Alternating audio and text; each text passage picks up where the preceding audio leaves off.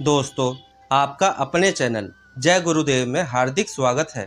और आज मैं आपके लिए एक और महत्वपूर्ण वीडियो लेकर के आया हूँ। और दोस्तों, ये वीडियो क्यों आपके लिए इतनी महत्वपूर्ण है, ये तो आपको वीडियो देखकर ही पता चलेगा।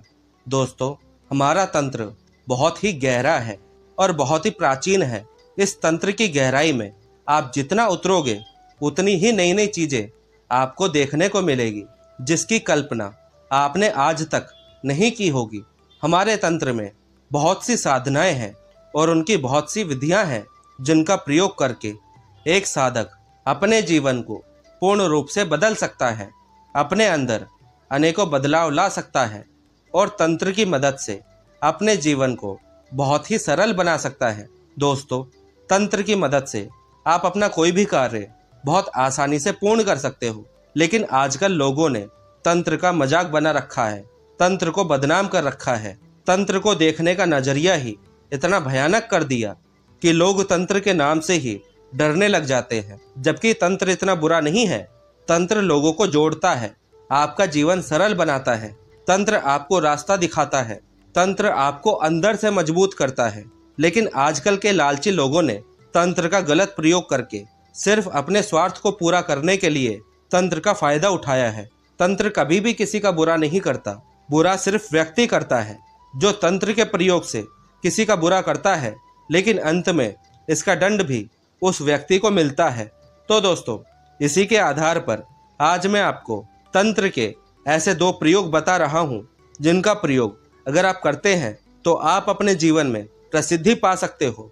अपने जीवन में सभी तरह के सुख, भोग, ऐश्वर्य, यश प्राप्त कर सकते हो। तो जो तंत्र मैं आपको इस वीडियो के माध्यम से सिखाने जा रहा हूँ, इसे आप ध्यान से समझें और वीडियो को पूरी देखे बिना स्किप करें। तो दोस्तों, एक ताड़ नाम का वृक्ष होता है। आपने इस वृक्ष का नाम भी सुना होगा और शायद ये वृक्ष आपके घर के आसपास भी हो सकता है। और दोस्तों, इन वृक्षों की ऊंचाई बहुत अधिक होती है। जैसे नारियल के वृक्ष की ऊंचाई होती है, उसी तरह ताड़ के भी वृक्ष की ऊंचाई होती है। दोस्तों, ज्यादातर ग्रामीण क्षेत्र के व्यक्ति इस वृक्ष से रस निकालते हैं, जिसे ताड़ी बोलते हैं, और अधिकतर व्यक्ति इस रस को पीते हैं। इसका रस दूध जैसा साफ होता है और इस रस को पीने से नशा भी होता है, और इसीलिए ज्यादातर व्यक्ति ताड़ के वृक्ष का रस निकालकर उसे बाजारों में बेचते भी हैं। दोस्तों, हमारे देश के कुछ क्षेत्रों में ये वृक्ष बहुत ही ज्यादा मात्रा में दिखाई भी देते हैं। और दोस्तों, हमारे तंत्र में इस वृक्ष का भी प्रयोग किया जाता है। तो सबसे पहला प्रयोग आप समझे कि आपको क्या करना है। सबसे पहले आप ताड़ के कुछ पत्ते प्राप्त कर लें और उन पत्तों को अच्छे से साफ कर लें। थोड़ा सा अष्टगंध ले लें और एक अनार की कलम ले लें और एक छोटा सा लाल कपड़ा भी ले लें।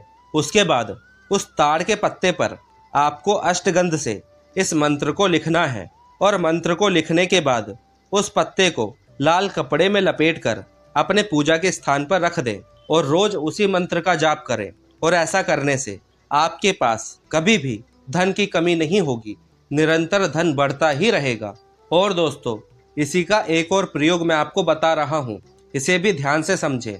तो इसके दूसरे प्रयोग में आपको क्या करना है, सबसे पहले एक ताड़ का पत्ता ले, उसके ऊपर अष्टगंध से इस शुक्र यंत्र को बना ले और दूसरा पत्ता लेकर उस पर इस कुबेर यंत्र को बना ले। जब ये दोनों यंत्र बन जाए, उसके बाद इनका पंचोपचार पूजन करें, और पूजन करने के बाद उन यंत्र को आप अपने पास रखें या अपने गले में या अपने तिजोरी में रखें। बस इतना सा ही काम है, और ऐसा करने से आपके व्यापार में निरंतर बढ़ोतरी होती रहेगी, दिन दुगनी और रात चौगुनी तरक्की होती रहेगी। और दोस्तों, इन प्रयोग में कोई भी ज्यादा बड़ा विधि विधान नहीं है। आप इनका प्रयोग कभी भी किसी भी समय कर सकते हो और इनका लाभ उठा सकते हो। तो दोस्तों, अब मैं आपको इस तंत्र का दूसरा प्रयोग बता रहा हूँ, इसे भी ध्यान से समझे और कहीं लिख ले। और ये जो प्रयोग मैं आपको बताने जा रहा हूँ, ये बहुत सरल प्रयोग है और हर व्यक्ति इस प्रयोग को कर सकता है। तो इसमें आपको क्या करना है, सबसे पहले ताड़ के वृक्ष का पत्ता ले, उसे अच्छे से साफ करें। उसके बाद उस पत्ते पर अष्टगंध से अनार की कलम से इस मंत्र को लिख दें और अपने पूजा के स्थान पर रख दें। उसके बाद रोज नॉर्मल पूजा करें जैसे आप करते हो, और रोज उसी मंत्र का जाप करें और दोस्तों, ऐसा करने से माँ लक्ष्मी हमेशा प्रसन्न रहती है और हमेशा उनका वास आपके घर में रहता है।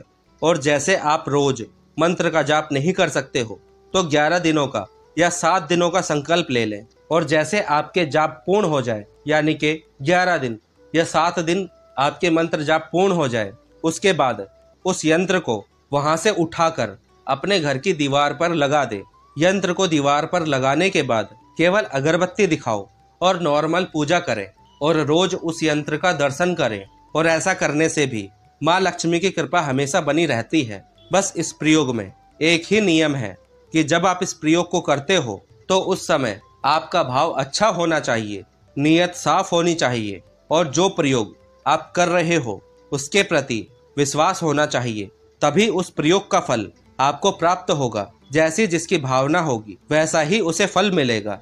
बस इस बात का ध्यान रखना। तो दोस्तों, इन प्रयोग को आप करें और इनका लाभ उठाएं।